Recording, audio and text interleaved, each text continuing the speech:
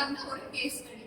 நம்ம பக்தி இலக்கியம் இப்போ படிச்சிருக்கிறதுனால இந்த பக்தி சார்ந்த ஒரு கேஸ் ஸ்டடி சமகால மாணவர்களிடையே அவங்களோட உணர்வு எப்படி இருக்கு, அவங்க என்னெல்லாம் பிரச்சனைகள் சந்திக்கிறாங்க அப்படின்றத நம்ம கண்டிப்பா தெரிஞ்சுக்கணும். அதுக்காக இந்த கேஸ் ஸ்டடியோட தலைப்பு என்னன்னு பாத்தீங்கன்னா, இன்றைய சமகால மாணவர்களிடையே பக்தி உணர்வு குறைவதனால் ஏற்படும் சிக்கல்களும் அதற்கான தீர்வுகளும். சரியா? நம்ம கிளாஸ்ல பார்த்த மாதிரி இந்த பக்தி அப்படிங்கிறது ஒரு உணர்வு, தூய்மையான உணர்வு. நம்மளோட மனதை இறைவனை நோக்கி செலுத்தக்கூடிய ஒரு தூய்மையான உணர்வு தான் பக்தி. அந்த பக்தின்ற உணர்வு இந்த காலகட்டத்துல மக்களிடையே குறையறதுனால என்னென்ன பிரச்சனைகள் சந்திக்கிறாங்க, அதுக்கான தீர்வுகள் என்னென்ன அப்படின்னு பார்க்கலாம். முதல்ல பக்தி அப்படிங்கிறது கடவுளை வழிபடுறது, பூசை சடங்கு இது மட்டுமே கிடையாது. பக்தின்றது ஒரு அழகான உணர்வு. பக்தின்றது உண்மையின் வடிவமாகவும் நீதியின் வடிவமாகவும் நம்பிக்கையின் வடிவமாகவும் தான் இந்த பக்தி அப்படின்ற உணர்வு இருக்குது.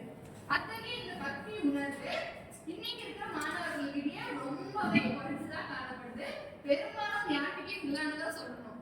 அப்ப இந்த பக்தி உணர்வு குறையிறதுனால அவன் என்னென்ன சிக்கல்களை சந்திக்கிறான். இப்போ எல்லாருமே வாழ்ந்துட்டு இருக்கிறது டெக்னாலஜி கூட மட்டுமே தான் வாழ்ந்துட்டு இருக்காங்க. அப்போ அந்த பக்தி குறையிறப்போ என்னென்ன குடும்பம் சார்ந்தும் இல்ல கல்லூரியில சார்ந்தும் என்னென்ன பிரச்சனைகளை நீங்க சந்திக்கிறீங்க, உங்களுக்கு என்னென்ன உணர்வு தோணுது. ஏன்னா பக்தின்றது ஒரு உணர்வுன்றதுனால இந்த பக்தி குறையிறதுனால உங்களுக்கு என்னென்ன மாற்றங்கள் சந்திக்கிறீங்க, இது என்னென்ன சிக்கல்களா இருக்கு அப்படின்றத நீங்களே சொல்லலாம்.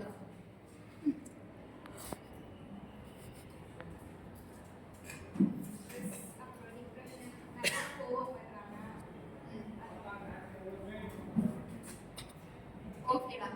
அப்ப இவங்க சொன்ன பாயிண்ட் இவங்களுக்கு மட்டும் இல்ல, எல்லாருக்குமே இருக்கு.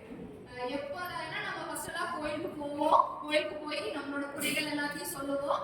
கோயிலுக்கு இல்ல, யார்கிட்டயும் நம்மளோட குறைகளை சொன்னாலே எல்லாமே சீக்கிரம். ஆனா இந்த காலத்துல யாருமே அப்படி யாருக்கும் பேசுறது கிடையாது, கோயிலுக்கு போறது கிடையாது. எல்லாரையும் என்ன பண்ணிக்கிறேன், இந்த மாணவர்கள் எல்லாமே போட்டு தன்னோட தலையிலேயே வச்சு அப்படியே அமுட்டி வச்சுக்கிறார். இதனால அவனுக்கு கோபம் இதெல்லாம் எப்படி வெளிப்படுது, நம்ம மைண்டு நல்லா சமநிலையில இல்லாதப்போ அது எல்லாமே அவனுக்கு கோபமா வெளிப்படுது. அவங்க செய்யக்கூடிய செயல்கள்ல ஒரு நிதானம் இல்லை, அமைதி அப்படின்றது இல்லாமே போயிடுச்சு. அப்ப இந்த பக்திங்கிற உணர்வு குறையறது மூலமா அவங்க சொன்ன மாதிரி ஸ்ட்ரெஸ் அதிகரிக்குது, கோபம் தொட்டதுக்கெல்லாம் கோவப்படுறது, பொறுமை அப்படின்றதே இல்லாம போயிடுச்சு. அப்போ இந்த உணர்வு இல்லாததுனால இந்த சிக்கல்கள்லாம் சந்திக்கிறீங்க. வேற என்னன்னா சிக்கல்கள் ஏற்படுது.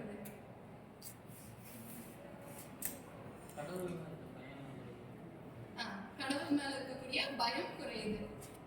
அப்ப நம்ம ஃபர்ஸ்ட் சொல்லுவாங்க, நம்ம சத்தியம் பண்ணாலே கடவுள் மேல சத்தியமா அப்படின்னு தான் சொல்லுவோம். ஏன் கடவுள் மேல சத்தியமா அப்படின்னு சொல்லுவோம் அப்படின்னா, நம்ம ஏதாவது தப்பு செஞ்சுட்டோம் அப்படின்னா நம்மள ஒருத்தர் தண்டிப்பாங்க அப்படின்ற ஒரு நம்பிக்கை.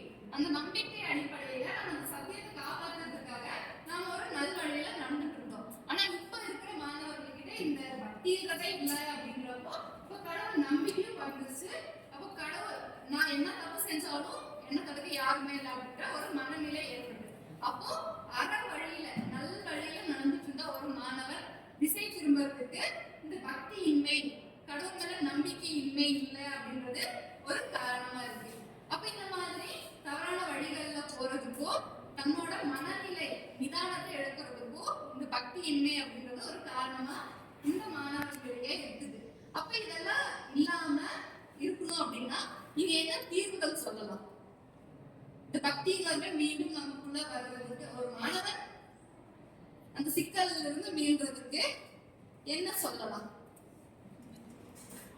மெடிடேஷன் பண்ணலாம், அதுக்கப்புறம் கோவிலுக்கு வந்து போகலாம், டெய்லி சும்மா போய் பழக்கப்படுத்தலாம். வந்து டெய்லி ஒரு 5 minutes போயிட்டு அங்கே வந்து அவங்களுக்கு இருக்கிற பிரச்சனையெல்லாம் சும்மா மனசில் நினைச்சிட்டாங்கன்னா அவங்களுக்கு ஒரு மாதிரி மைண்ட் ஃப்ரீயாக இருக்கும். வெரி குட்ரா. இப்போ வந்துட்டு கோயிலுக்கு போகக்கூடிய பழக்கம், அந்த பழக்கமே இப்போ குறைஞ்சு போயிடுச்சு. ஏன்னா அந்த காலத்துல வார வாரம் கோயிலுக்கு போறது ஒரு நடைமுறையா இருந்துச்சு. இந்த காலத்துல அந்த பழக்கமே இல்லாம போயிடுச்சு. அப்ப நம்ம கோயிலுக்கு போனோம் அப்படின்னா, கோயிலுக்கு போனா யாரும் கோயில்ல உட்கார்ந்து அவனை கொண்டுடணும் இவனை கொண்டுடணும் தப்பா யாருமே யோசிக்கவே மாட்டாங்க. ஏன்னா கோயில் அப்படிங்கிறது நேர்மறை சிந்தனைகளான ஒரு இடம். அப்ப அந்த நேர்மறை சிந்தனைகள் நிறைந்த ஒரு இடத்துக்குள்ள போய் நம்ம உட்கார்ந்தோம் அப்படின்னாலே நமக்குள்ள இருக்கக்கூடிய பிரச்சனைகள் இறங்கின மாதிரி நமக்குள்ள ஒரு எண்ணம். அப்ப நம்ம கிட்ட இருக்கக்கூடிய குறைகள் எல்லாத்தையும், நமக்கு என்னென்ன வேணும் அப்படிங்கறது எல்லாத்தையும் நம்ம கடவுள்கிட்ட சொல்றோம். சொல்றதன் மூலமா அது நடக்குதோ இல்லையோ அது பின்னாடி. ஆனா